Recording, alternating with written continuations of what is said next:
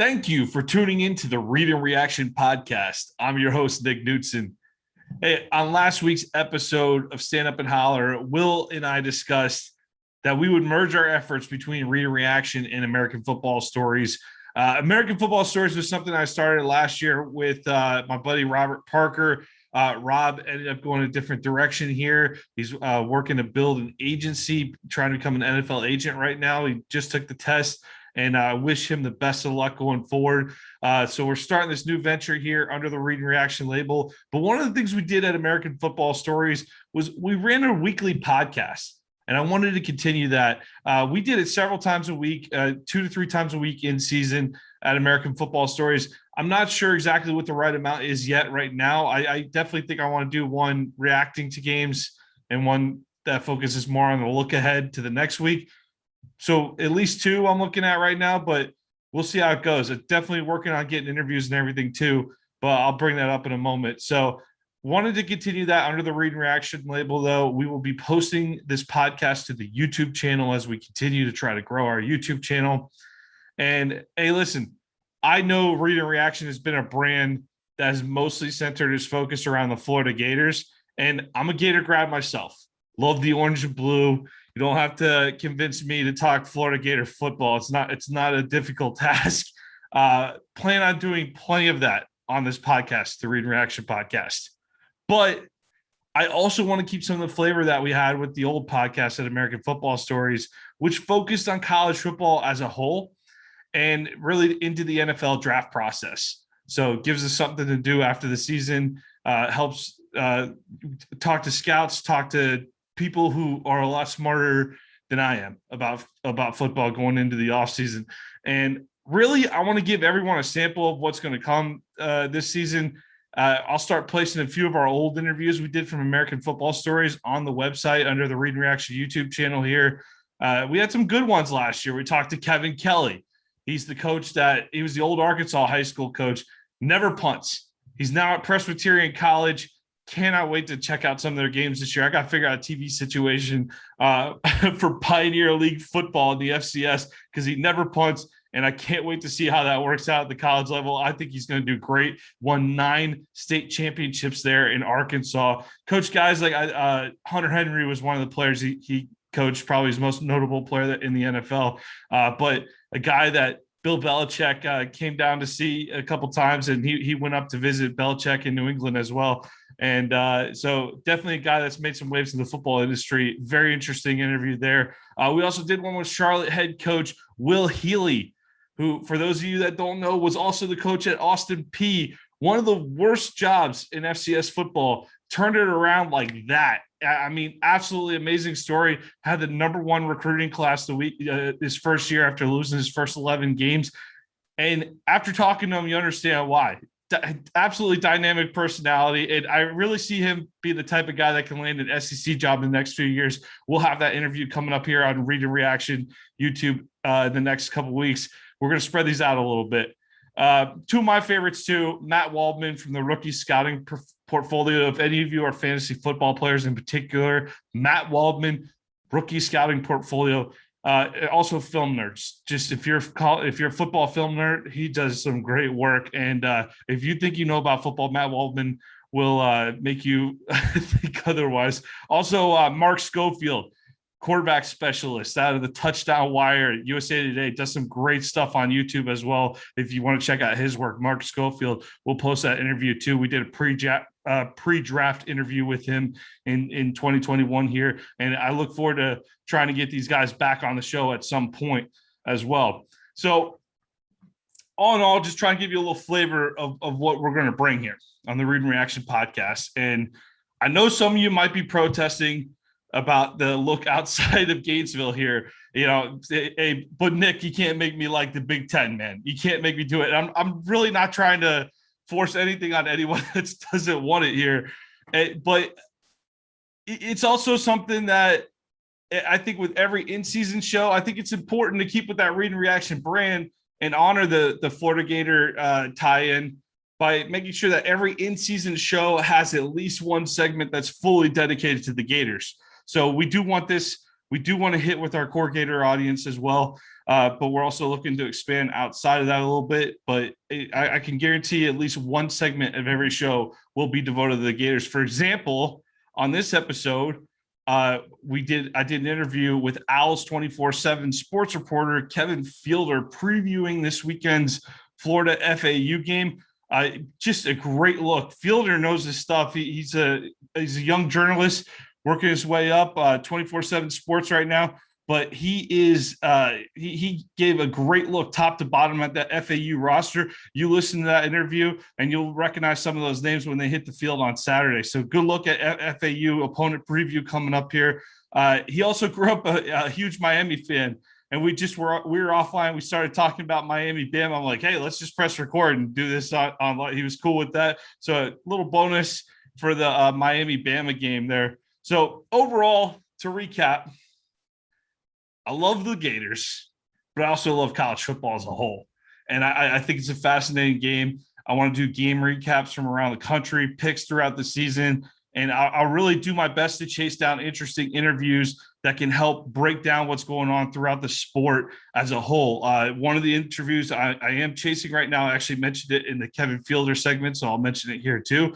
I feel confident that we're going to end up landing it, is from Pro Kick Australia, Nathan Chapman. He runs the organization at Pro Kick Australia. All these Aussie punters coming through. You're going to see an Aussie punter for the Gators and for FAU this weekend. So that came through his organization at Pro Kick Australia. Try to get some details and learn a little more about that.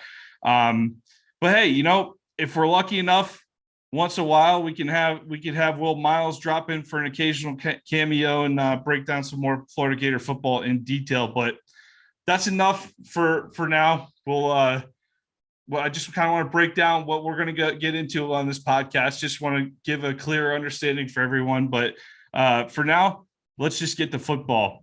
We had a few games here of note in week 0. Illinois over Nebraska was probably the most talked about game. The turning point in the game here was a fumble return with under 30 seconds to go in the first half. The Illini scored a touchdown to open the second half to run it up to 30-9. It was 9-9 before this fumble.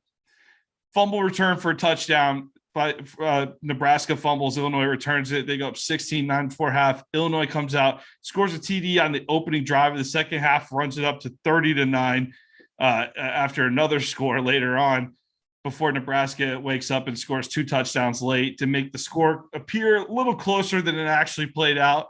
A lot of people are hitting the panic button right now, and I really can't blame I can't blame them. You want to know what's going on up in Lincoln. You want to know what's going on with Nebraska. Scott Frost seemed like such a sure thing hire. I'll freely admit, hand up, I was one of the part of the fan base that I wanted to see Scott Frost in Gainesville. I mean, I love Dan Mullen's I'm a Dan Mullen fan right now. I'm a Dan Mullen fan, but Scott Frost was probably would have been my first choice coming in after that UCF run, because that offense at UCF and the offense he ran at Oregon just looked fantastic. But it was a no-brainer for him to go back to Nebraska, and you just felt like it was inevitable that maybe they couldn't build up to that Ohio State level quite yet, but there's no reason why they can't win the Big Ten West within a couple of years, right? I mean, who are we worried about? Jeff Brom at Purdue, PJ Fleck coming in Minnesota. Like, there wasn't that much of an intimidation factor. I mean, Wisconsin gets disrespected on a national level like nobody's business. I just left them out. I just disrespected them there by leaving them out. But really, the big dog was Wisconsin. And we've seen Northwestern step up, have a couple nice seasons. But what has been out west is mostly Wisconsin, and then maybe in Iowa has a season, Wisconsin, and then a Northwestern has a season back to Wisconsin. It's been like that forever, it feels like, in the Big Ten.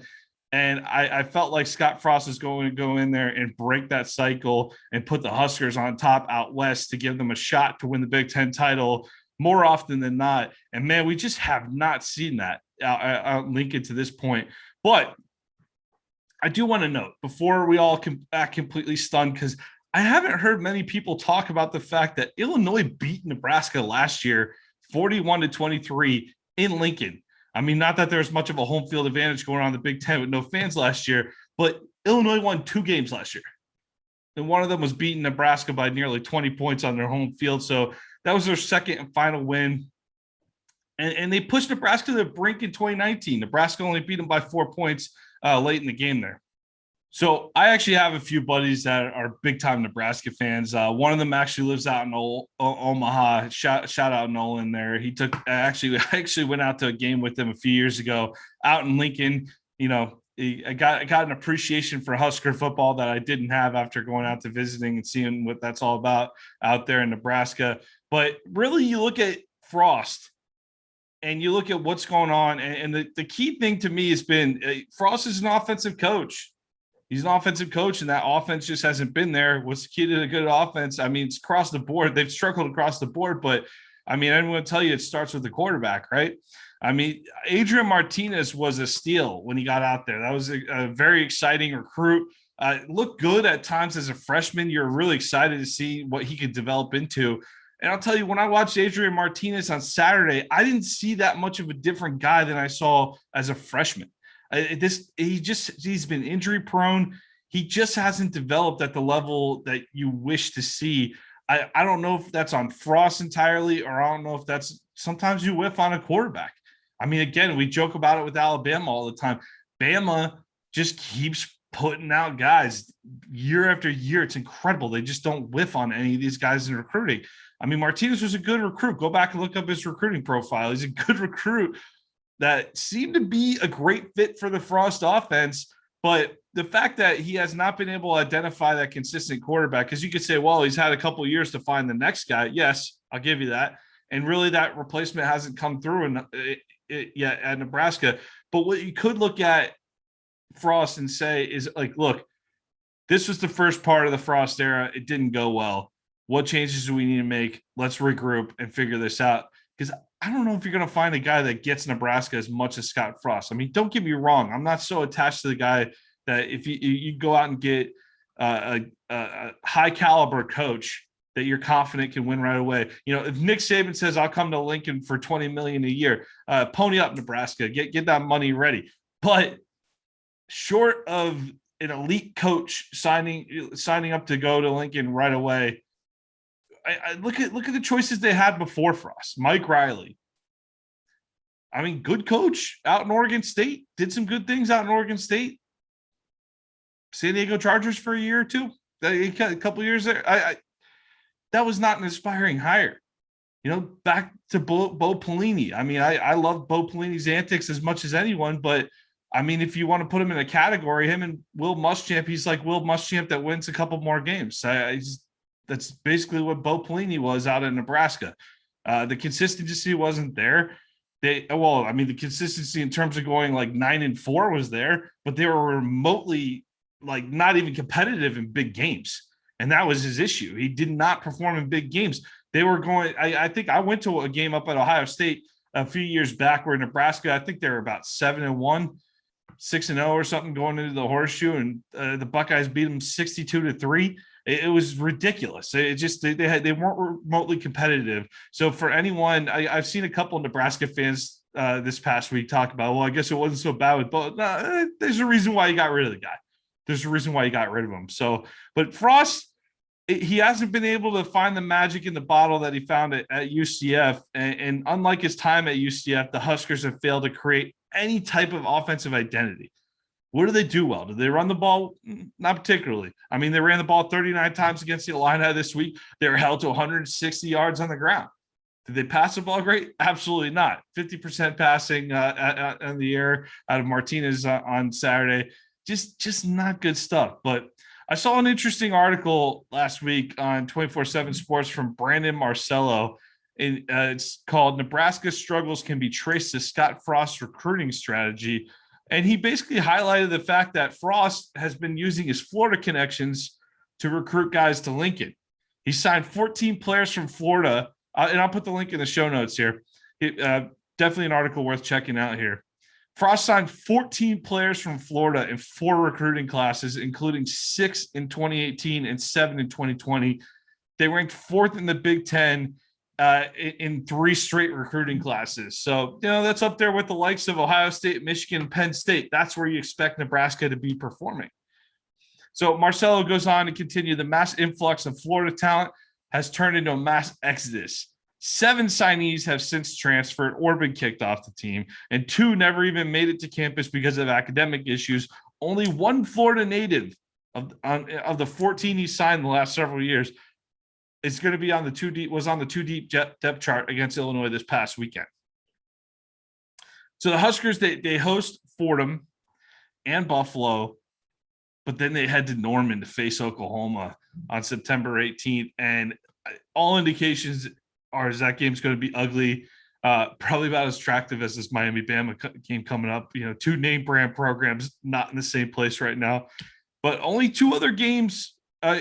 There's only a couple other games you'd want to see Nebraska step up in this year to where you just don't want to get thoroughly embarrassed. Ohio State's coming to town later in the season. I think Nebraska, though, if they can figure out a manageable situation for Martinez, they can figure out a way to work their way toward a bowl game this year. And I think that's really, it's not where you want to be in year 4 of Scott Frost. But I'm telling you, any of you Gator fans out there that are frustrated with Dan Mullen and not being able to reach the top yet, could be a lot worse. And we know that after a decade of Muschamp and McElwain. So we know that these top jobs are not always guarantees. So you like to see that situation resolve itself for Frost out in Lincoln, because, man, I just national championship winning quarterback. They were ecstatic when they hired him back there. But there's a new athletic director in town, former Husker linebacker Trev Alberts. He's a longtime athletic director now. I think he was almost there for a decade at Nebraska Omaha down the street. And he's certainly kept up with what's going on with the Cornhuskers. They got the NCAA investigation going on, swirling around regarding whether or not analysts were involved with practices, similar to the situation that was the undoing of the last coaching staff here at Tennessee. So just a lot to keep your eye on in Lincoln. It's amazing how it's unraveled this fast. I joked around with my buddy when they hired Frost. I said, how many years does this guy have a job before you guys even think about firing him? And he's like, probably a decade. So the fact that we're already here in year 4, it's pretty shocking stuff. So we'll see if Nebraska can pick it up and at least look. I think if they put up some respectable performances against the big boys, take care of business against schools like, the mid-level schools like the Northwesterns of the world, and take. I know Northwestern has been to the Big Ten title the last couple of years, but Nebraska should not be worried about Northwestern year in, year out. They don't view themselves that way. And I think you got to take care of business against Purdue, take care of business against Minnesota. If you do if you have that type of season and you make a bowl game, I think Scott Frost gets an extension with some extra time there. So let's cover a couple of the other games in week 0 I want to talk about. First one is San Jose State 45-14 over Southern Utah. And why do I care about this one? It's because the Spartans quietly won the Mountain West in 2020. For those of you that don't follow the Mountain West too closely, I mean, it was a difficult season. They were one of the conferences that canceled and brought it back late. But Nick Starkel's been running a potent offense out there at San Jose State.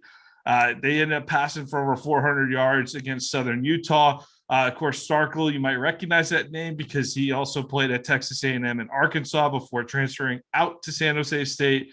And the reason why this game is interesting, and because you wanted to see if San Jose State's going to go out there and take care of business against a lower level team and look really good, which they did. And they are heading into the Coliseum in LA this week to face the USC Trojans. They can make Clay Helton's life pretty difficult if they pull an upset in week 1. I still think it's USC's game to lose. I would almost put it as in UCF traveling into the swamp.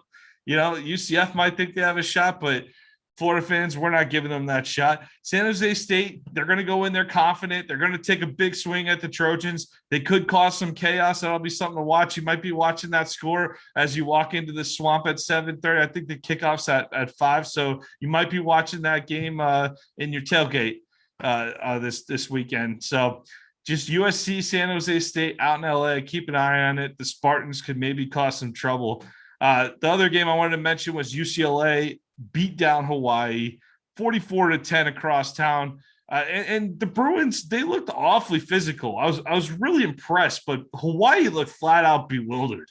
They were flat from the get-go, and it was a sloppy performance that UCLA jumped all over. And it was really the type of game you'd want to see from the Bruins if you're a UCLA fan, if I'm going to have any hope this week when LSU comes to town.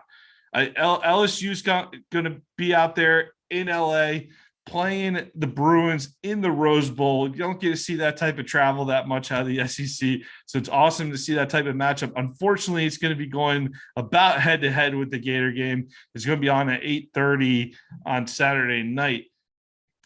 But it'll be a score we keep an eye on for sure. I think we saw some smoke and mirrors type of football, though, on Saturday with UCLA. It was a mostly empty Rose Bowl.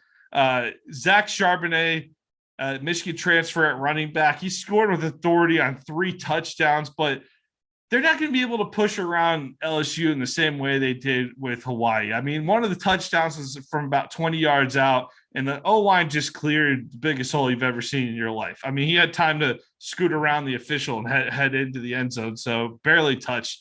But he is a hard runner. I got to think, though, with LSU's talent on this roster, despite their struggles last year, if they come out and they play a focused game, don't shoot themselves in the foot too much, I really expect the Tigers to roll.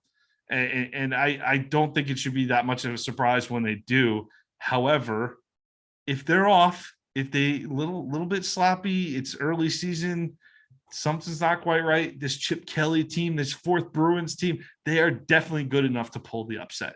So I'm watching it with a little skepticism toward LSU, but mostly belief. I mostly think the Tigers are going to go in there and roll the Bruins, and we shouldn't be surprised when they do. But there's about, I don't know, 10 to 15% of me that just wouldn't be stunned if UCLA gets it done. So, all right. That's my opening segment here, looking at week 0. We will end the podcast with a series of picks in week 1. But first, I want to send it over to an interview with Kevin Fielder from Owls247 of the 247 Sports Network.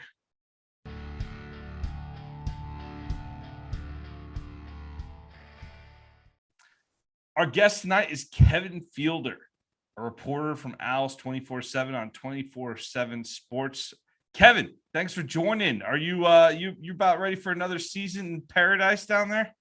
Yeah, I'm glad that there's games that actually count now and not, playing guys in your own jersey and, having to report on a scrimmage that you didn't even get to see live. But, glad that there's actually football games that are about to be played, especially with FAU and, a exciting year, I think, for Willie Taggart and company. It will be interesting. It's obviously a tough situation, not enviable to follow Lane Kiffin, no matter who stepped into that job, but particularly someone like Willie Taggart, who the state of Florida is very familiar with, right? Because we saw him at USF in Tampa, obviously in Tallahassee, we know what happened there. So a well-known figure stepping into this job, similar to Kiffin in that light, but personality-wise, I feel like you couldn't be more different. I think with Kiffin, though, Kiffin with that personality, he obviously attracted a lot of people to the program.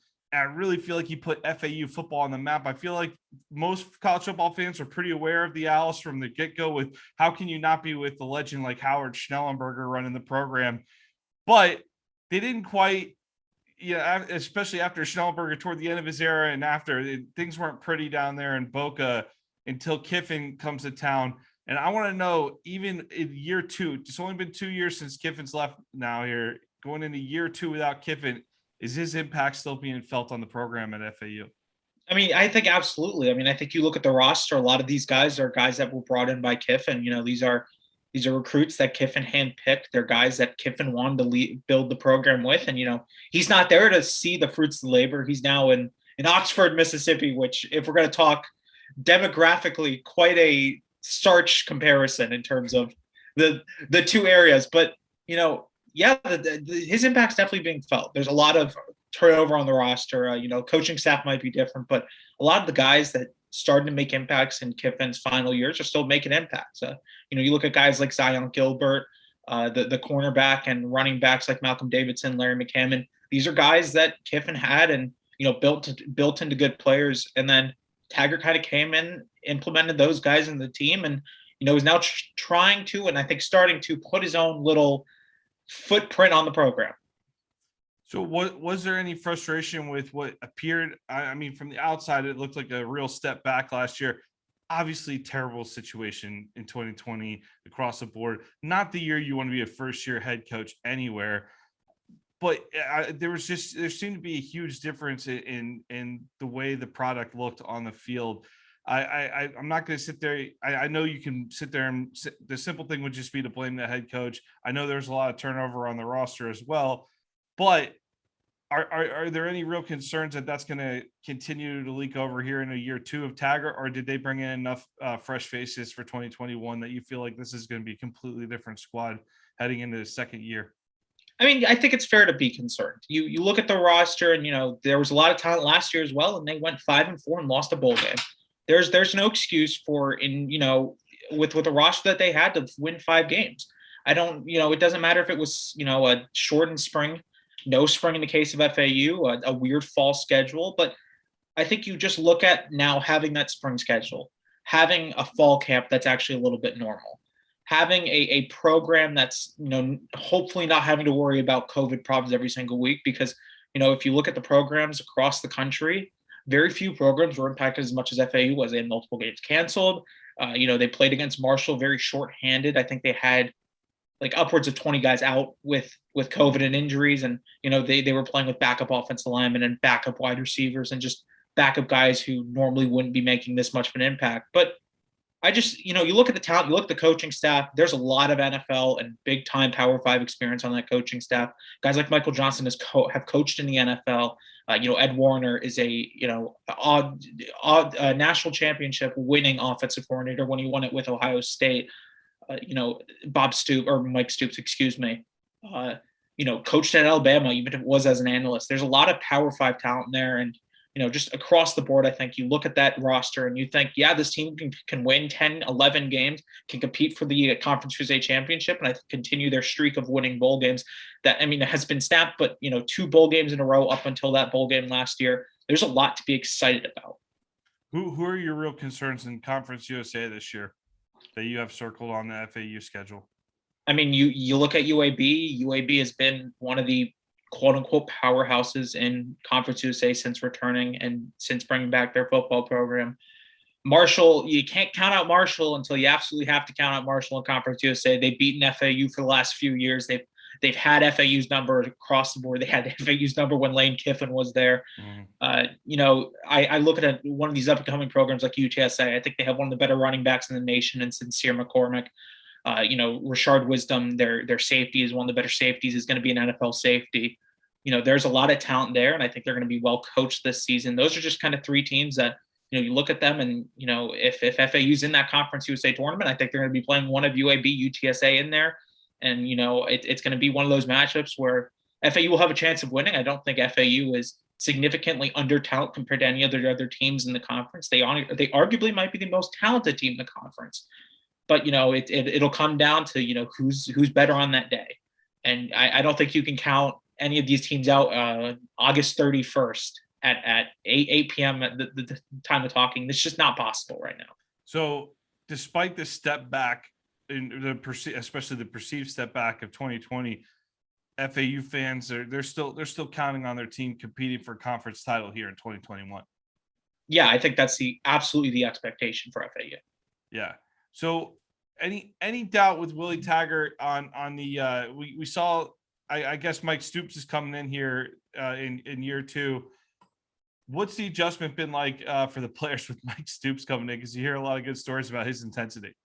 Yeah, look, the players have talked about this multiple times. They're no strangers to a new defensive coordinator staff. Some of these guys have had something like 5 defensive coordinators in 5 years. It seems like every year there's a new defensive coordinator and a new defensive staff. And, it almost just seems like Groundhog Day in a way. But, there's a lot of talent on that defense. There's a lot of vocal leaders, guys like Amon Ross, who was just named a captain for the Florida game.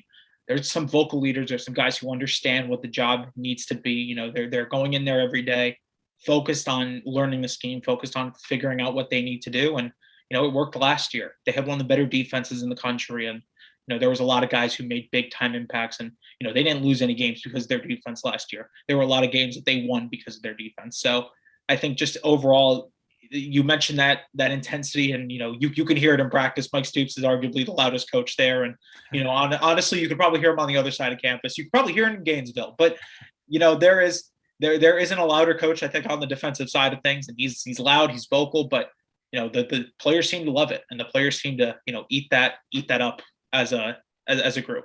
One of the interesting parts of this squad, I was going through the roster and I counted, if you count the community colleges, and now a lot of schools will have plenty of transfers, but if you count community colleges, there are 31 transfers on this roster at FAU.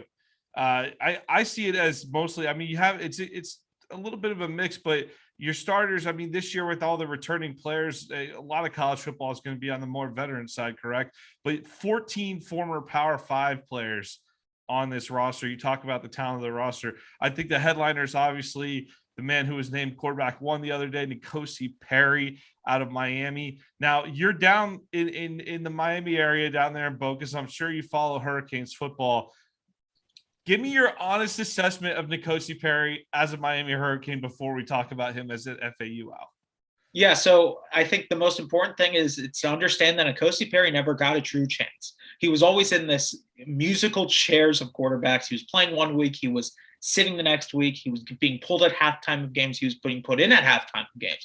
There was never a clear, you're going to be the starter for the next 6 weeks of the season. You're going to be the guy that we trust. He never fully won a starting job. Even as a redshirt freshman, he was competing with Malik Rozier. Then he lost a starting job in 2019, right ahead of the Florida game, where Jarrett Williams came in, was sacked like 10, 12 times, poor offensive line play. They only lost by 4 points. But what Nicosi Perry is he's a quarterback. He's a gunslinger. He was definitely mistake prone at Miami. There were multiple times where he just threw really boneheaded passes. You kind of look at it and go, that's not the right pass to make. There shouldn't have never been the pass. But I think what he brings is he brings that big playability, chances to blow tops off defense, get 75-yard touchdowns, get 45-yard touchdowns, get big chunk plays. And for an offense like FAU, that's going to be something that I think they're going to rely on. Chunk plays, getting big time plays. And that's going to be something that Nicosi Perry can do a lot. If you can figure out the turnover mistakes and you can limit those mistakes to very few a game, or even potentially a no mistake game, which I think is almost impossible at any level, but just to limit those mistakes, I think is going to be the most important part to him keeping the starting job. Well, I thought one of the most interesting things, I was looking at the passing stats last year, and I saw there's 2 different games where the passing total was under 100 yards for the Owls, and there's only one game where it exceeded the 200-yard mark. Yeah. I mean, you have to think with Perry, that's going to be night and day in the passing game. Yeah, I mean, the hope is that Nicosi Perry comes in and he can absolutely change the way the Owls run the passing offense. No disrespect to Nick Trani and Javion Posey last year. I think they did well given the circumstances and given the situation, but overall the offense struggled. They were never able to get consistent plays. They were never able to, win games convincingly. There were multiple games where they would eke out wins against teams that they should be beating by 2, potentially 3 scores. I look at the UMass game last year, and UMass isn't a good football team. Nope. They don't have much talent at all. And, that was a team that FAU should have been beating by 3 scores, and they only won by, I think, like 7 or 8 points because of, a late drive by Javion Posey. But that's something that happened last year, I think, partly because no one really understood the offense because they didn't have camp to understand the offense. They were kind of coming into this blind. They spent, I think, 2 or 3 weeks installing the offense in the fall and said, this is what the offense is going to have to be. And, I think that's going to be the biggest thing, is to see how the offense responds. And, if a guy like Nicosi Perry can finally get some of these wide receivers clicking more so. Well, Perry very much is a passer. Yeah. Not much, even though, like, I was talking to my co-host on our other show, Stand Up and Holler, on the Read and Reaction site here, Will Miles, and we both had in our heads that he ran the ball a little more than he did at Miami. He didn't really run it a ton at Miami, but you look at Posey. You mentioned Javion Posey, last year's second leading rusher on the team, correct? Do you expect to see some type of role carved out for him, maybe in a red zone goal line type situation? Yeah, Willie Taggart has kind of kept his role under wraps, but he has mentioned at one point that there is a plan to get him involved in the offense. He's one of the more athletic players on FAU's offense, and you can't keep athleticism off the field if you're FAU. You got to try and find ways to get athleticism on the field, and I think there's going to be a role for him. I'm not exactly sure how that role is going to be. Maybe it's snaps at quarterback where he's the designed runner. I think you kind of to bring it to Florida. I think you kind of saw that last year with Emory Jones at points. Especially the Oklahoma game, there were times where he'd come in and just kind of run designed runs. A lot of quarterback powers and counters, and I think you might see something similar from Javion Posey, but I think you could also put him in different roles. As a freshman, he did play some wide receiver, didn't get into many games at wide receiver, but he was practicing primarily at wide receiver. So I think what you're going to see is Willie Taggart and Michael Johnson Sr. trying to put him into a situation where you could just use that athleticism, to your advantage as an offense.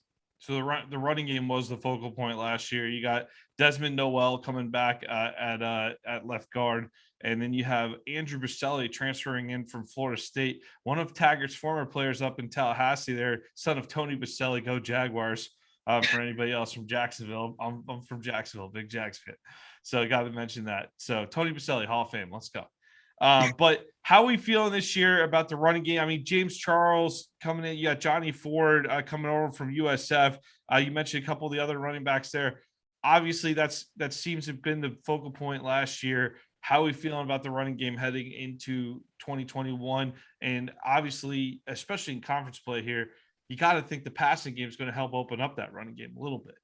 Yeah, I think, if these running backs can stay healthy, and there has been injury problems with these running backs throughout their careers, guys like Larry McCammon and Malcolm Davidson haven't been able to stay on the field consistently. But when they're on the field, they're explosive. They're great players. They make a lot of big time plays for FAU. Last season, Willie Taggart made it a point that the running game is going to decide how we play our offense. And, I think that's going to be similar this year. I think you're going to see a lot more running. And, I think you're going to see different situations where you're going to be running more often than I think you'd be passing, just because you've got 4, maybe even 5 running backs who are just really talented running backs who you just can't keep off the field for an entire season. I think you mentioned James Charles. He's one of the leaders, and, last season he finally got that first chance of real playing time. And I think he impressed given the role and given the situation. And, I think this year you're going to see him get some snaps and pass downs and pass protection situations. The depth chart hasn't been released, and I don't, Willie Taggart hasn't really mentioned how they're going to use all these 4 or 5 running backs, but I think you're going to see a lot of situation where these guys are getting, multiple touches a game, and they're just going to kind of keep riding with whoever the hot hand is during that game. I think it's going to be hard to predict on a weekly basis who that quote unquote number 1 running back is. Florida's got a similar situation coming into the season here. Got about 5 guys that could probably start. It'll be interesting to see. Hey, Zaire Mitchell, tell me about the transfer tight end from Notre Dame College, because he seems like a monster. I'm so glad you mentioned him because, just quick sidebar. First day of practice, I walk into practice and, I'm looking at the tight ends because last year, obviously, the tight ends didn't involved that much. See number 87 there, and at that point, I didn't really know who number 87 was. So I look at the roster and I see Zaire Mitchell-Patton, and oh my Lord, he is built like an NFL tight end. He's 6'7", 255 pounds, built like a truck and built like a guy who's going to run you over every single time he gets the football. And I think he's going to be so important to FAU's offense this year because Willie Taggart has mentioned that he wants to get the tight ends involved. And you got a guy like him on the board there. There's probably not many tight ends in Conference USA and Group of 5 who are that big, that physical, and that much college experience, because he did play at Notre Dame College, Division II, I believe. There is not South Bend, folks. We're not talking about the Fighting Irish here. Yeah. He was not at Notre Dame Fighting Irish, but he was at the other Notre Dame college. He probably could have been, based on the way his tape looks, though. Yeah, he is a very talented player, and I think he's going to be one of those guys who is going to be used a lot for FAU in the passing game, and I think he can pass protect enough. And I think that the tight end room suddenly went from this huge weakness to a big strength between him. You have a freshman in Jacob Paulsley who has impressed coaches a lot, and Lucas Luft, another transfer who has impressed at points. And we were talking to Michael Johnson, the offensive coordinator today, and he mentioned we've got a lot more tight ends than we had last year. We have a lot more guys that can make impacts in the game, and I think that's just going to be so important for FAU. Now, Michael Johnson, that's not the father of the backup quarterback, Michael Johnson Jr., is it? Oh, it is. It is. Okay. It is. So that explains why you transferred there from Penn State. All right. You said that well, before. actually, that's the backup quarterback's name, isn't it? Yeah. Actually, he transferred before Michael Johnson Sr. was hired, because Johnson Jr. transferred in December on early signing day of last year. And it was so funny because Willie Taggart went, we haven't taken a quarterback yet. Maybe we'll take a quarterback later in class. Then 2 hours later, they announced Michael Johnson Jr. No, his dad is now the offensive coordinator there. Did Willie replace both coordinators after last season? Yeah. So Jim Leavitt left for SMU. He openly left. I think Willie Taggart definitely wanted to keep him with the way that defense was running, and he chose to pretty much clean house on offense. I think there's maybe one remaining guy, which is the running backs coach, Chris Perkins, and the wide receivers coach was promoted from an analyst role, Joey Thomas. But other than that, the offensive staff is almost completely new. So totally new look on offense. Let's go to the receivers here. This is great, by the way. This is awesome stuff, Kevin. The receiving room. I know TJ Chase is the Clemson transfer, the leading receiver coming back from last year. Some big dudes. I mean, especially when you talk about the tight end room with a guy like Mitchell at 6'7". It's going to be some tall guys to cover in the secondary here for Florida this weekend. But give me some other names you're excited about in the receiver room this year. I was huge on this guy last year, and it almost became a joke in the FAU media circle that every single time he played, I was going to predict him to score a touchdown, and that's LeJontay Wester, the slot wide receiver. I think there was a point last year where I would ask Willie Taggart every single week if they planned on getting involved a little bit more. I don't know if he liked that as much because I was asking him every single week because I really wanted him to get involved more. But, he's just super fast and he's super electrifying to watch. He gets the ball in his hands and you just think he can score a touchdown any single time. And, I think that speed is going to be important to try and beat a team like Florida because, look, you're going to be outmatched talent-wise. You're not going to have the same talent that Florida has. I look at a guy like Kyrie Elam, who personally is the best cornerback in the nation. I think he might be better than Derek Stingley Jr. But what you're going to have to do is get speed in there and get some guys who become get open and make plays. And I think a guy like LeJontay Wester can do that. I named him before the season started as my offensive MVP because I think he's going to be the best player on offense when the season is done.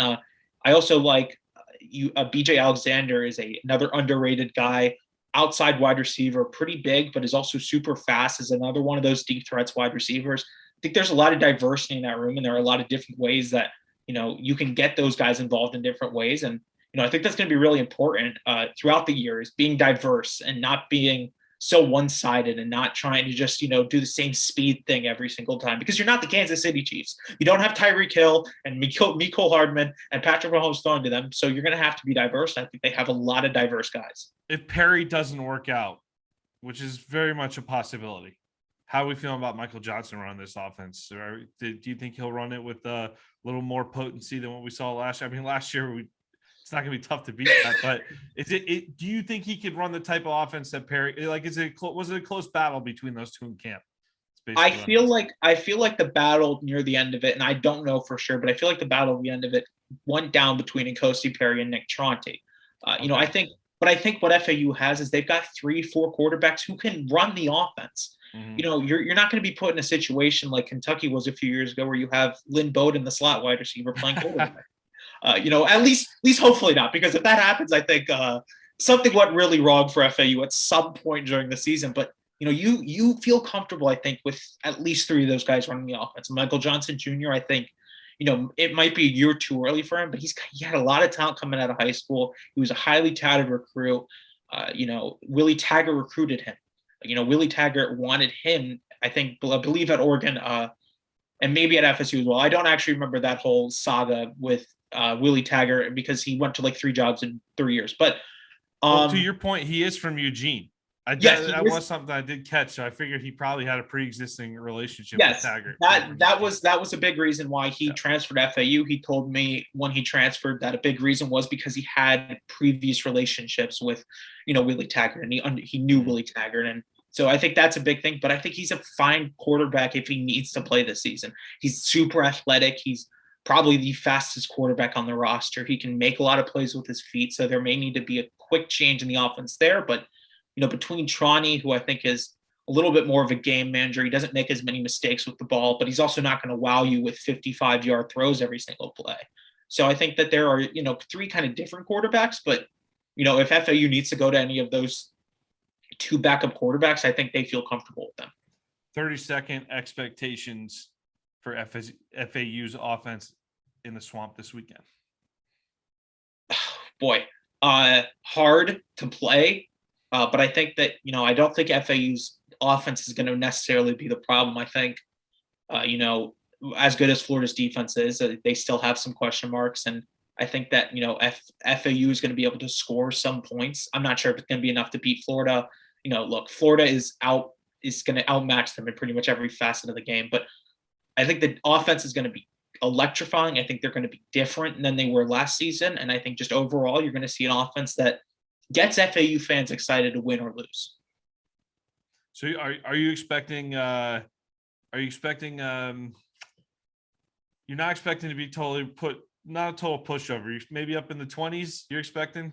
Yeah, I think anyone looking at FAU's offense or FAU's team and going, oh, Florida's going to win by 45, 50 points. They're not going to. They're probably going to win the game. I don't think there's any, much question that they should win the game, regardless of if Emory Jones, doesn't have that much experience at quarterback as a starter. But I mean, they're just a better team, but I don't think it's going to be a pushover in any sense of the word. I don't think you're going to get some, 59-7 victory. Well, based on what you're saying, it sounds like Florida's got more to worry about through the air. Yeah, I think it's an offense that I think early on, at least against Florida, and I've mentioned this before, is it's going to run through whatever Nkosi Perry does. If Nkosi Perry struggles, the offense will struggle against Florida. But if Nkosi Perry plays well, maybe in the second half, we're looking at a game where it's a 7-point game, and, maybe early in the third quarter, FAU kind of gets back in the game and everyone's kind of going, oh, are we on upset alert? I don't know. It's going to be so interesting to see, how FAU plays. And I think the telling sign is going to be how they play through those first, 15 or 20 plays, the plays that Willie Taggart has scripted for the offense. I think after that, it'll be interesting to see how they adjust to whatever Florida throws at them. Oh boy, we're gonna have some problems if we're talking about a 7-point game in the third quarter. I think that happens. There's not gonna be some happy folks in Gainesville, bro. Dan Mullen might have his job on the line. You keep it's not Dan Mullen, it'd be Todd Grantham. There'd be some issues on the defensive side. If we're talking that'd be trouble, man. Because I'm pretty confident in this offense. Emory Jones, I'm telling you, I know the nation hasn't seen him yet. But man, the guy's a perfect fit for Dan Mullen's offense. I think he's a great quarterback. Yeah, I think he's going to have a great season. Yeah, I think Henderson, the wide receiver, is one of the most underrated wide receivers in the country. I don't know why more people aren't talking about him as one of the better wide receivers. Excuse me. Obviously you can't replace Kyle Pitts, and I hope Dan Mullen isn't sitting there going, "How do we replace Kyle Pitts?" Because you don't replace him, but I think they still got talent there to work with, and I think that offense is going to be absolutely fine. Well, I think this is going to be more of that run-based offense this year than it has been with Kyle Trask. I mean, Kyle Trask was that classic drop-back quarterback. Yeah. Where you're not – I mean, when we're doing a read option, I mean, God bless Kyle Trask, but, I mean, the man on a read option on 3rd and 3, he's 6'6". If he just falls forward, he's almost got the first down. That's kind of what it looked like a lot of times. But Emory could actually create – a little more of a diversion in that situation. Yeah. So I think expecting he'll be able to create some downfield opportunities by people coming up on those runs at some point. But this running backs, I'm looking forward to seeing him. But let's talk about that FAU defense. All right. So what do you feel like the strength? Defensive line, linebackers, secondary. What's the strength of the unit here? What unit's the biggest strength of this FAU defense? I think it's the defensive line. Evan Anderson, the nose tackle, huge nose tackle. He's like 350 pounds. He is huge. He is agile. He's kind of fast for a guy his size. And, he was named to, I believe, the athletic freshman All-American team. He is 355. Yeah, he is huge. And, he's kind of playing more to his true size. Last season he was a little big, according to himself. And, he cut some weight, and I think he's going to be huge through the interior.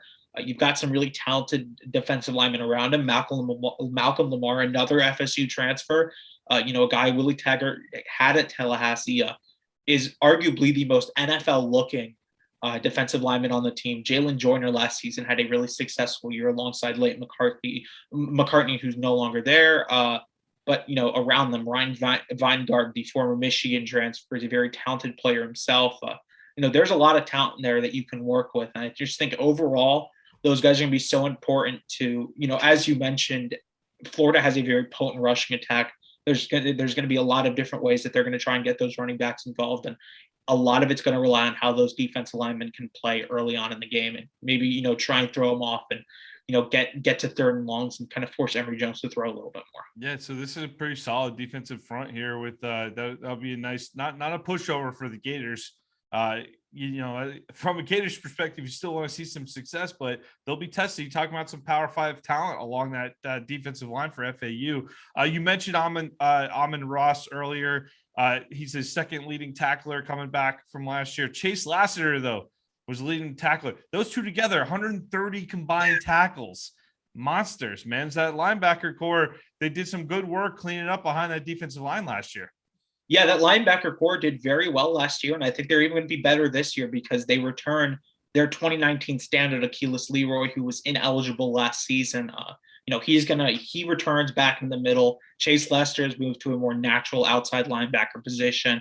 Amon Ross is, just such a joy to watch every single week. He makes a lot of big time plays for FAU, sometimes goes unnoticed for his big time plays. And then another guy that I feel like I need to mention is Chris Jones, an outside linebacker. Last season as a true freshman, made some plays towards the end of the year. He was really coming into his own, late last season. I think he's going to have a bigger role for FAU this year. And, as a pass rusher, I think he's going to be responsible for trying to create a lot more of those pass rush situations and, trying to get maybe Emory Jones off his game a little bit. We're looking at a 3-4 front here for FAU? Yeah, likely a 3-4, with two middle linebackers, and then the Chase Laster, I don't think he's going to play as more of a prototypical pass rush linebacker in the sense of, he's going to be, pass rushing more, but I think he's definitely going to play as the outside linebacker alongside, a guy like Chris Jones. I'm not entirely sure. I'd love to have a depth chart to try to look at this at, but we don't have one yet. But, I just think it's likely going to be a 3-4. Yeah. Zion Gilbert in the secondary. Anybody else that the Gators fans should look out for in terms of matchups? Yeah, I think that secondary is a very weird secondary. It's pretty top heavy. There isn't much talent behind the guys that you mentioned, but I think there is still some talent to kind of make up for it. Smoke Mungan came in really well last year, played as the outside corner alongside Zion Gilbert. Both of them had really good seasons and, made some quarterbacks' lives a living hell. The secondary, Willie Taggart speaks a lot about Jordan Hellman's leadership ability. And, I think the players call him coach because he understands the game very well. And, he's a guy who is always seeming to be in the right position at the right time. And the guy next to him is TJ Young, who is a guy I really like. I think he's a very talented safety, and he's a guy who has big play potential every single time he's on the field. Jordan Helm out of Bartram Trail High School. Look at that. Jackson. Some local guys here. Oh, some local, man. All right. Hey, that's great. Any news on the specialists that you guys got some specialists coming back, or tell me about your kicking punting situation. We happy with that down there? I'm so glad you asked about the kickers and punters. I'm so glad. Matt Hayball, Ray Guy watch list. He's returning for his third season. Really good punter. I look at it's kind of weird to scout punters. I can't really tell you the way he kicks, but he puts a lot of balls inside the 20, and he puts the defense in a really good position. Aaron Shariari is the new kicker. That's just a joy name to say, and a really fun name to try and spell as a reporter. But he just won the kicking job. Taggart announced on Monday. He is going to be a guy that the jury's still out. I think he struggled at points during the spring and missed a field goal during the spring game, but clearly he won the job over the other guys there. So clearly he's the guy. And then I just got to give some love to the long snapper, Nick Marino. Was just put on scholarship a few days ago. I think Matt Hayball spoke really highly of him when when we were speaking to him a couple of days ago. Matt Habel, product of Pro Kick Australia. Just little plug for my little personal plug here. Working on chasing down an interview with Nathan Chapman of Pro Kick Australia right now. Hope to bring that to everyone the next week or two. But maybe I'm getting ahead of myself with that. But we traded a couple emails. So more Australian punters. Florida's got an Australian punter this year too. That's the battle of the Australian punters. I can't wait. Yeah, it's the Aussies have invaded fully over here for the punting game, but the Aussies have invaded Gainesville. That sounds like a terrible movie. Hey, Kevin, man, appreciate it. That was a detailed look at the FAU roster. Sounds like there's some optimism heading into year 2 of Willie Taggart down there, which is great to hear because I think a lot of people are down on the guy after his stop in Florida State. Oh, trust me, they are. You can't really blame the people for thinking that, but it's a situation where he had a lot of success at USF. He laid the foundation of what's going on up in Oregon. Certainly, you give Cristobal a lot of credit for developing that program, but Taggart definitely had a hand in bringing a lot of those guys, including Cristobal, to Eugene. So interesting trajectory here for Willie Taggart, but may not want to judge too hard based on what happens in Gainesville on Saturday night. But in general, we'll be keeping an eye on FAU and Conference USA this season. But you got a prediction for us before you head out? Put you on the spot for that. Against Florida, I think the best they'll do is they'll cover. I think the spread, I looked at it today, was like 24.5. I think they cover ever so slightly. I think they still end up losing in a 3-score game, but I think there's some optimism for FAU fans. I think Florida fans are going, wow, that FAU team is pretty good. All right. So FAU, he's got FAU covering. Kevin, where can people find you? Yeah, you can follow me on Twitter at the Kevin Fielder, and you can follow Owls247 on Twitter at Owls247. All right. And you cover preps down in South Florida? Did I see that? I do. At Era Prep, New Era Prep, Palm Beach County, Broward, football hotbed. I think it's just the safest way to put it. A lot of talent there. A lot of talent coming out every single year. All right. Well, hey, great stuff, Kevin. Really appreciate you joining the Read and Reaction podcast. And hey, we'll find an excuse to get you back on soon. Absolutely, man. Anytime. Appreciate you having me on. All right. Have a good one.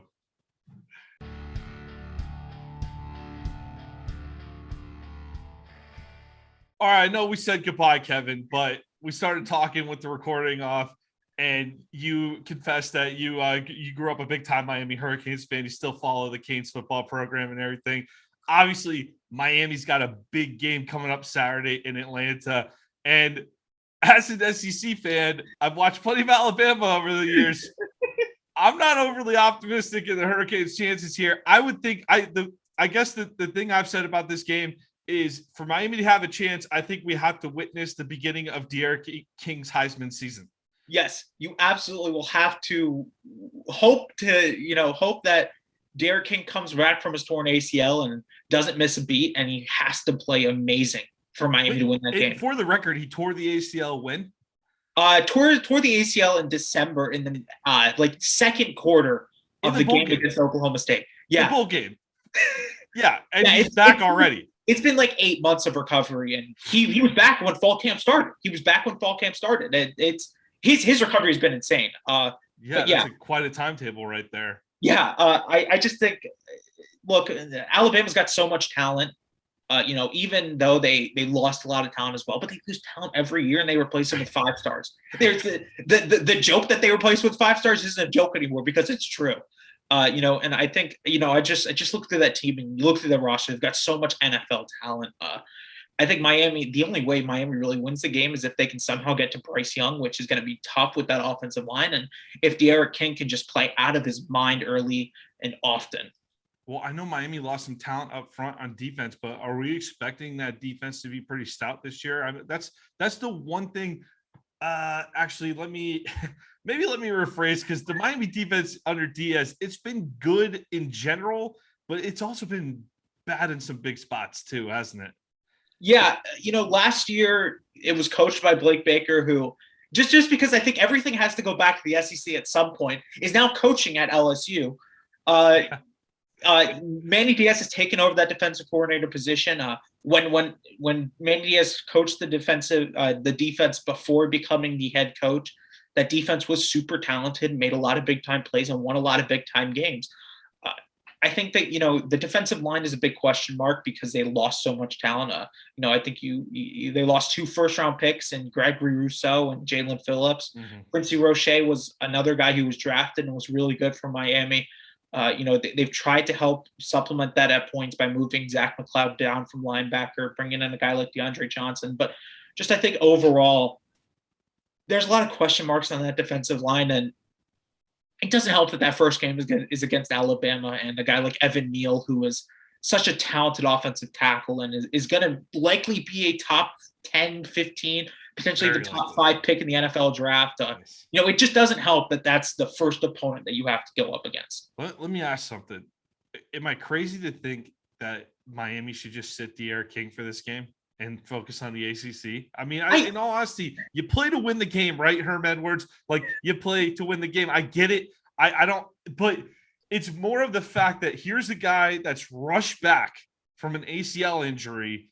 You got a game that even on your best day, you maybe have a 2% chance of winning against Alabama right now. Just where your program's at, if you're taking an honest assessment, Miami, I think I'm more concerned about the ACC because you could get stomped in this game and go make a run during the season, and at the end of the day, you're going to get your shot at Clemson and a shot at the playoffs if you keep King healthy. If you could win out, obviously, that's extremely optimistic outlook for Miami this year. Granted, but you get nothing if he gets injured. DeAndre Francois. I got just DeAndre Francois images from that opener with Alabama with Florida State that ended the Florida State dynasty. Yeah, I think that it seems like physically he's 100% healthy, and I think the biggest thing will be the mental part of it. And you can try and fix that mental part through practice, but until you've got another guy coming right at you on another team wearing another jersey, it's kind of different and difficult to predict how he plays mentally. But as crazy as this sounds, this is the best year this is the best shot that you've got to beat Alabama over the last 5 years. A freshman quarterback, lost a lot of offensive talent, lost their offensive. Hey, we're playing them in week 3. We're telling ourselves all those lies too, man. But it's true. We're talking ourselves into this too. All those lies are still true because last year they had the quarterback who returned. They had 3 NFL wide receivers just sitting there. I mean, it was crazy because over the last 5 years, it's almost been like, yeah, they're kind of just the national championship favorites, and they're probably going to be there against Clemson or against Ohio State. This year, it's almost like maybe you could win the game. So I don't think you bench De'Aaron King, and I think you go out there and you go full guns blazing, and you say, you know what? If we lose this game, we lost to a team that's likely going to be in the national championship or at least in the college football playoffs. We lost to one of the best teams, if not the best team in the nation. You tip your cap to the other team and you go, whatever, we focus on trying to win the ACC then. But this is your best year to beat Alabama, even if it's a long shot at that. And, I think they're like 17-point, 14-point underdogs right now. And I think that's probably a fair assessment. Play this clip back when you're down by 24 in the fourth quarter. Play this clip back. Look, I joke around about this with other Canes fans. I've been gypped too many times by them in the last 4 years to believe anything, because every time we played Clemson, every time we played a big-time opponent, we got killed by Joe Burrow at LSU in his first game. Can't be Clemson for the life of us. Javonte Williams and Michael Carter are still running all over Hard Rock Stadium, and it's like 12 months after the game, or like 9 months after the game. It's really funny because every year I try and convince myself, and I think that this is still the best year to try and beat Alabama, but it's still just such a Herculean task to do because Alabama's got so much talent, and they're coached by arguably the best college football coach we've ever seen. So, conclusion, we think Alabama's going to win. That's a new story. You're welcome, everybody, for those thoughts. Yeah. Breaking. Alabama will likely beat Miami. I mean, I don't think that's absolutely crazy. There's a reason why they're. I don't see. There's a reason why, as a redshirt freshman or as a quote unquote freshman, because of the COVID rules, that Bryce Young is a favorite to win the Heisman. There's no secret. He's super talented. Right. I mean, he's making $1 million. I mean, hopefully it's his first game, so he struggles a bit in front of the big crowd, and that might be the reason why Miami somehow wins the game. And on Monday or Sunday, we're talking about how did Miami beat Alabama to start the year, but I just can't see it happening. And that's why every time anyone asks for my prediction, I go, I think they cover, but I don't think they win. And I think that if it's 17 points, I think they can cover that. I think they can lose by 10 to 14 points, but it won't matter because Bryce Young and that defense is still super talented, has so much guys who, God, that second year returns like two of their starting quarterbacks. And they lost Pat Surtain. I mean, that they've got so much talent there that it's not even funny at this point. It's just a matter of who. We gotta relearn the names of who are going to be the first round draft picks. That's all. Yeah, That's all. I mean it's a matter of whatever number are they going to wear when they get drafted, because they're going to get drafted. Will Miles, the guy who runs the site here, he reading reaction, he says Alabama, they got to miss on one eventually, right? Statistically, it has to. Yeah, surely, right? Surely, right? One of these recruiting classes has to be bad for them, right? One of them's got to miss. And then Saban can take maybe Nebraska will come up with the money or something. Come on, Nebraska. Bail us out. Nick, please take that Urban Meyer leave of absence, please. Yes. We all need it. All right, Kev, appreciate you. That's a little bonus content, folks. For Kev just knows he's got his Miami Hurricanes knowledge there, so I just wanted to share those thoughts with everyone. So not a lot of optimism coming out of Miami for this one. It probably appropriate. Okay. Let's change that. Not a lot of optimism coming out of me, because I think a lot of the Miami fan base is very optimistic and excited to play against I'll rephrase that. The delusional part of the Miami fan base is optimistic, and Kevin's got some realistic thoughts on the game. So, hey, Kev, thanks again for joining us, man. Absolutely, man. Anytime. All right.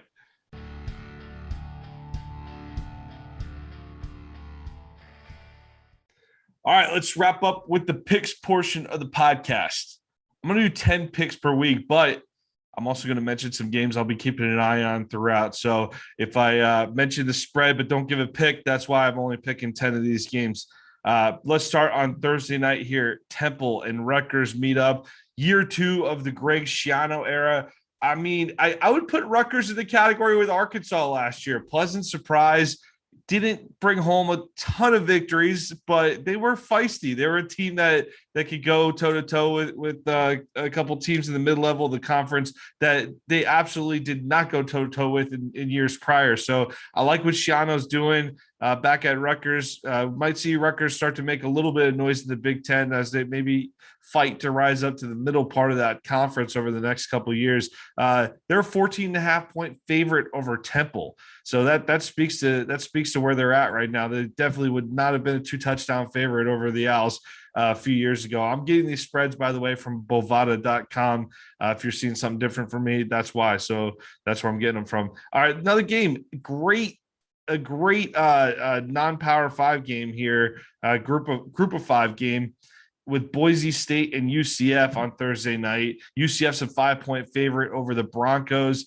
I mean, this is a game that could have implications in New Year's 6 bowl bid. Anxious to see how UCF looks with Gus Malzahn.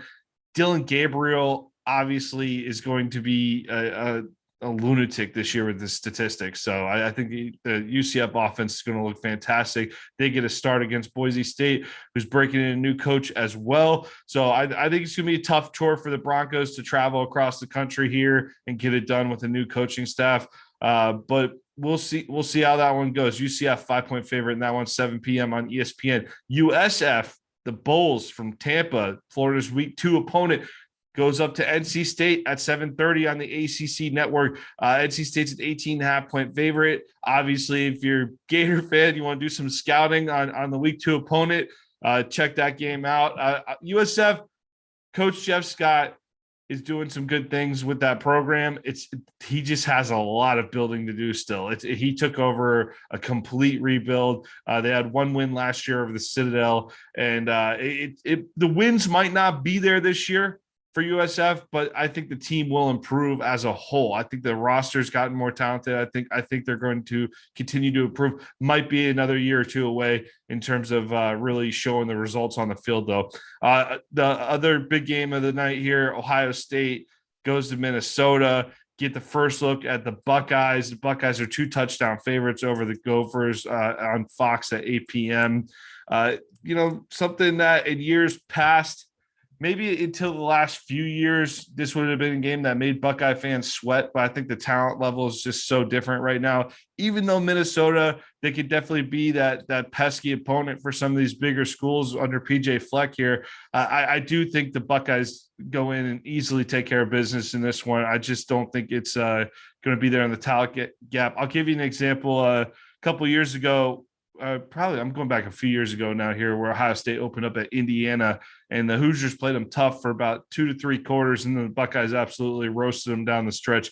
I think it'll be something like that, and Ohio State covers that one easily, even though that's not one of my official picks. Bowling Green goes to Tennessee. For those of you interested in seeing the debut of Josh Heupel, the Vols are 35-point favorites. That's at 8 p.m. on the SEC network. Hey, Heupel got a lot of hate this offseason. I think that he's walking into a near impossible situation right now, not just because of where the Tennessee program is and how many players they lost off a roster that had some talent on it, but wasn't exactly there. They lost a ton off of that. It's going to be a while before we see Tennessee bounce back. But what I'm interested in, this is what you need to watch in year one of Josh Heupel, in my opinion. How does the offense develop?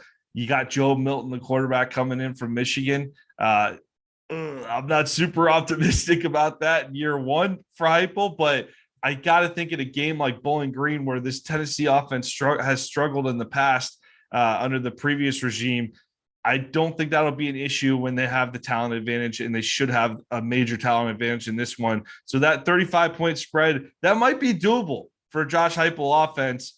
That don't be surprised if they put up a big number against Bowling Green, but I don't think that means anything in terms of what's going to happen throughout the rest of the season for Tennessee. But something to watch there on Thursday night. Let's go on to Friday. North Carolina, Sam Howell and the Tar Heels go to face Virginia Tech. That's a 6 p.m. kickoff out of Blacksburg. The Tar Heels are a 5.5-point favorite. And I think this is a good test for North Carolina out the gate. Obviously, probably they would have preferred a warm-up week as opposed to walking into Blacksburg week one.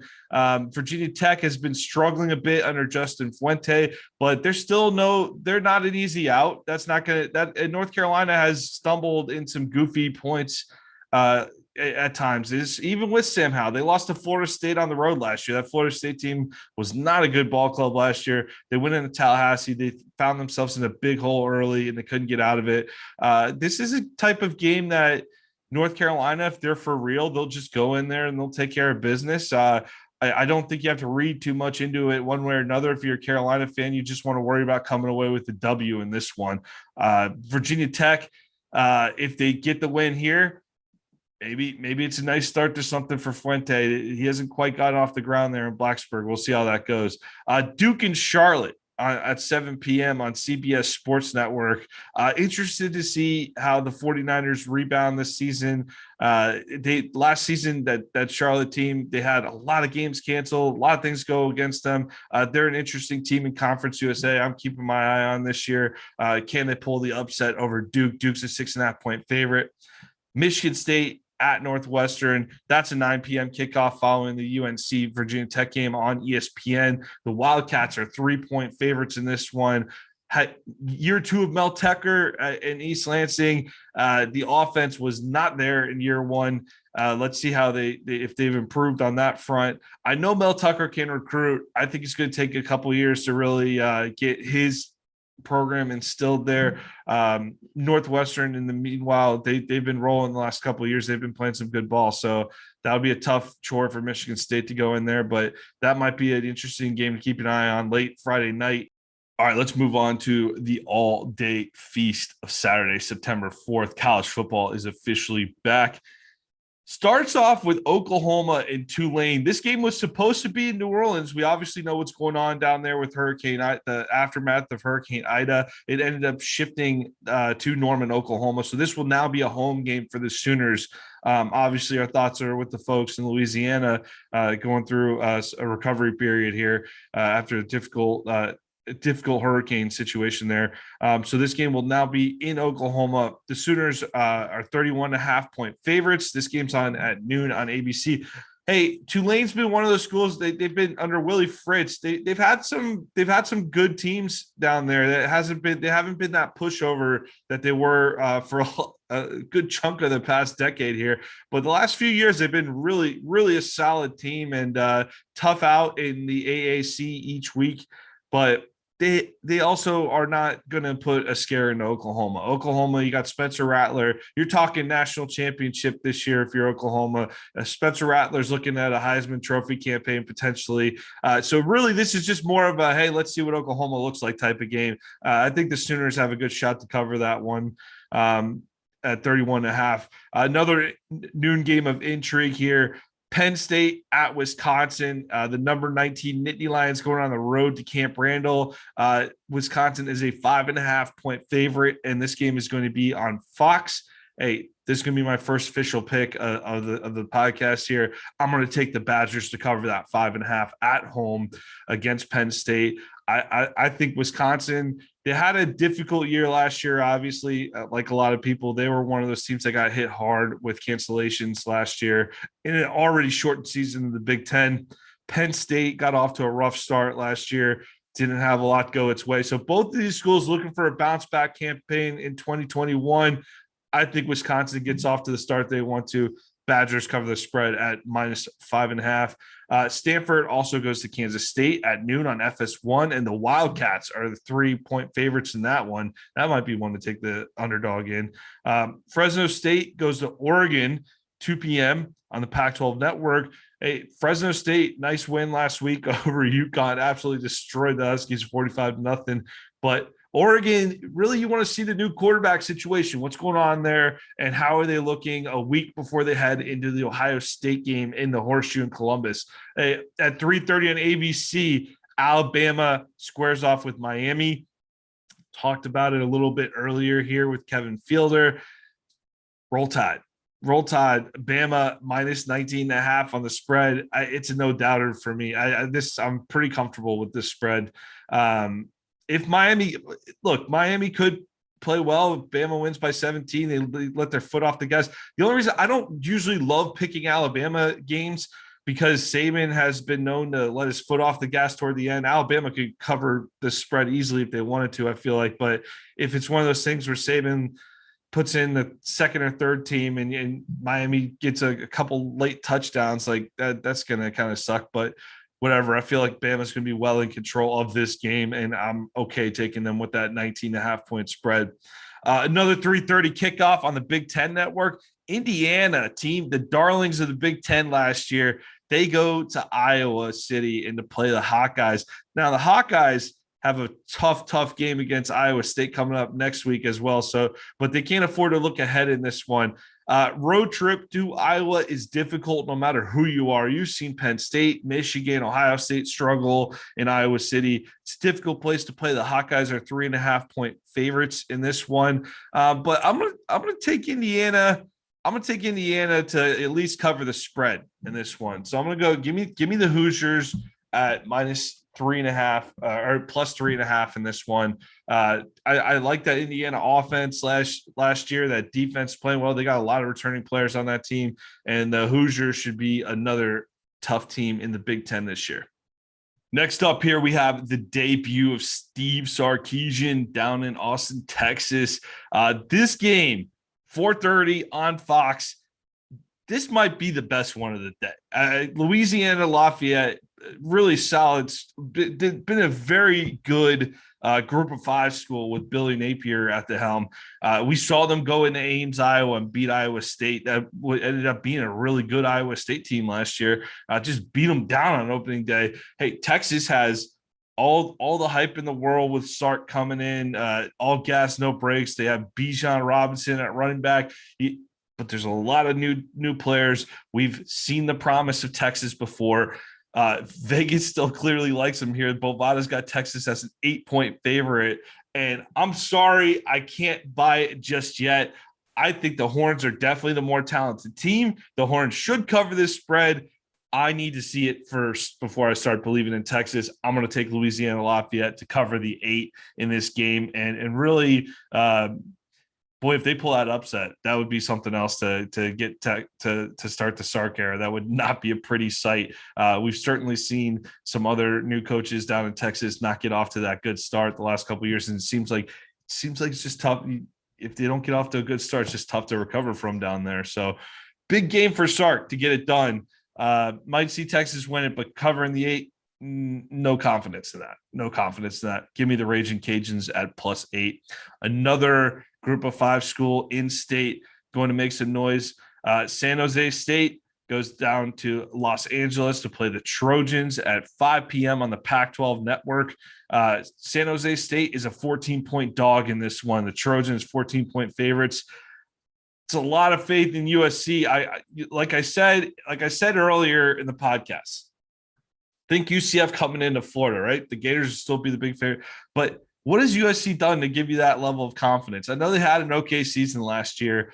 They ended up getting blown out in the Pac-12 championship game against Oregon, but I'm not that confident in the Trojans to give them a 2-touchdown spread here against San Jose State. So I think the Spartans are a team that if you're not someone that follows the Mountain West or the Group of 5 super close, they had a real good season last year. They had a bowl game that was a little bit of an embarrassment. They got beat down by Ball State pretty good in the bowl game. But other than that offense clicked. And I think at the very least, San Jose State's going to score in this one. I think that USC should get the win, but 14 points, give me the Spartans all day on that. San Jose State at +14 is my official pick for that one. All right, let's go we're getting into that primetime hour, folks, here. We're going to start with Georgia and Clemson at 7:30. The Tigers are a 3-point favorite, and I love Clemson in this game. I know you're losing Trevor Lawrence. I know you're turning over some players on that offense for Clemson, but you're also getting Justin Ross back. We saw what DJ Uiagalelei was capable of when he went up into Notre Dame. They did not lose that game because of their offense. Now, their defense, on the other hand, that defense got torched by Ohio State, torched by Notre Dame last year. They have everyone coming back this year, including linebacker James Skalski, who once he left that Ohio State game, that was a real turning point for Clemson in that game. I love this Clemson defense. I think they're going to give Georgia a hard time in this one. I think Clemson covers this one easy. I think they cover this one easy. I think the Dogs are going to be a good team this year. Obviously, a lot of people are expecting them to be the favorite in the SEC East. But we've seen JT Daniels. He played enough at USC. This guy's not a total mystery. And you're asking me to have faith in Kirby to open it up against Clemson. Hey, I think they'll put up a fight. I think Clemson gets it done. And I think you might be looking at, give me somewhere in the neighborhood of like a 35-21 type of win for Clemson in this one. All right, let's move on to the game that our reading and reaction followers care about the most here. Florida Atlantic coming into the Swamp to face the Gators. That's 7:30 p.m. on the SEC network. The Gators are 23.5-point favorites in this one. And obviously, I want to throw on my orange and blue and say we'll cover that all day, but I got burned a few times on these big spreads last year. And I need to, just like I said, I need to see some proof from that Texas team. Todd Grantham, prove it to me, man. I believe, I'm optimistic about the defense, but I need to see it. So if I'm putting my money where my mouth is right now, I am going to take FAU to cover this spread at 23.5. I just, these late touchdowns last year, Tennessee, there's a couple of the games late in the season where Florida gave up a stupid touchdown late and ended up not covering these big spreads. So if this were under 20, I'd be taking the Gators all day, but you're giving that extra almost touchdown to FAU. It's tough right now. I need it. That defense needs to earn my trust back. I hope to God I'm wrong about this one, but let's go with the Owls at +23.5 to cover, something like where you might be looking at like a 45 to 45-24 type of game. I don't know. So if the defense is kind of, it only makes mild strides. That's what it could be for the Gators this year. But if the defense comes out and plays a lot better, I think the Gators can obviously cover that 23.5. All right, but I'm officially taking FAU at plus 23.5 in this one. Another game of note that I want to pick here on Saturday night, my last Saturday pick. Got a couple picks on Sunday and Monday coming up here for you, but my last Saturday pick is LSU at UCLA in the Rose Bowl at 8:30 p.m. Hopefully that inspires a few more UCLA fans to show up. That was a pretty empty Rose Bowl situation going on there against Hawaii last week. But the Bruins did look awfully good against the Warriors last week, so it inspired some confidence for the fans to show up maybe. 8:30 kickoff on Fox. LSU's a 3-point favorite. And again, this is a prove it to me game. I can't take UCLA on faith. LSU is the proven commodity. I understand they struggled last year. I understand the offense struggled last year, but write LSU off at your own, I'm not going to write LSU off after what I saw, what they did coming into the swamp last year and pulling that upset over the Gators. I think that UCLA can definitely score some points. I think they'll keep it interesting. I think LSU ends up just outlasting this team and pulling away in the second half. I think that 3-point spread, I think that's a great one. I actually might go throw something down on that. The Tigers at -3. I like that a lot for LSU. Again, mentioned it earlier. Give UCLA about 10 to 15% chance to pull off this upset. I think the Bruins definitely have the type of team that if LSU doesn't come out and play a clean game, they can make it interesting. But LSU, I think, goes out there. I think they're extremely focused, especially what's going on back at home right now. It's the type of situation where I think they're just going to be completely focused on this game and playing well and really focused on delivering a good performance for folks back home. So I think you're going to see an inspired Tigers football team out there in California, and LSU covers the spread easily. Another game, if you want a late night cap before you go to bed, nice one to fall asleep to, Nevada against California, the Cal Bears at 10:30 on FS1. Don't be surprised if the Wolfpack pulls an upset. They got a receiver and a quarterback out there that's looking like they could be drafted next year. Especially the quarterback might be in the potential first rounder you're looking at. So Nevada is actually a 3-point dog in this one. So the Bears are favored in this one. So it would be an upset technically if Nevada wins, but don't be surprised if you see that happen. So Cal Bears 10:30 hosting that game on FS1 against Nevada. Let's move on to Sunday, September 5th from our next pick here. 7:30 p.m. on ABC, the Notre Dame Fighting Irish go down to Tallahassee to face Florida State. Year 2 of the Mike Norvell era. You finally have a quarterback in Mackenzie Milton. I think the Alex Smith experiment should be something we look at last year and say, hey, look, Smith came back. He wasn't his full self that he used to be, but he played pretty well at times for Washington. He was serviceable for sure. And I think one of the reasons you look at that FSU team that they've struggled along the offensive line the last several years, I don't think that line's being fixed overnight. I know they got some transfers in to address the situation, but I think the big difference you're going to see at Florida State this year is the quarterback's going to make quick decisions. You're going to have competent quarterback play. I think that's going to change the game. I think this Florida State team, they're not being talked about much in the offseason. I think you're definitely looking at a bowl team, in my opinion, but don't be shocked if FSU makes Notre Dame work in this game. I think Notre Dame's got a lot of turnover coming in. Notre Dame is also someone who I constantly I'm definitely in the SEC homer, underestimate Notre Dame camp. I definitely have not been a fan of what they've been doing the last few years. I feel like they kind of sneak into the playoffs and just get waxed. I'm not a big fan of the Notre Dame program, so I could definitely be accused of some anti-Notre Dame bias. But I will give Brian Kelly credit. The players are there in terms of, you go look at the NFL draft. You can't argue with it. I think almost the entire offensive line is drafted from Notre Dame last year.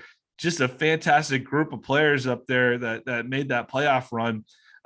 You got big athletic tight ends. The receivers have been great. The skill positions have been great.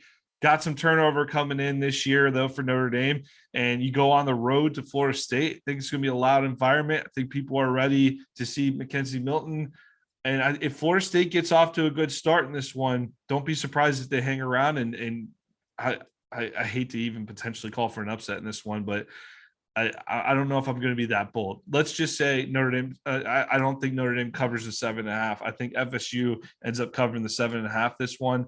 And hey, Mackenzie Milton, it could be up for a good comeback story this year over in Tallahassee. We'll have to keep an eye on that. Let's go to Monday, September 6th, Louisville at versus Ole Miss, not at Ole Miss. I'm sorry, they're in the home column, but it's a neutral site game. This game's also in Atlanta, the same site in the Mercedes-Benz Stadium up there, same site as the Alabama-Miami game. This is 8 p.m. on ESPN.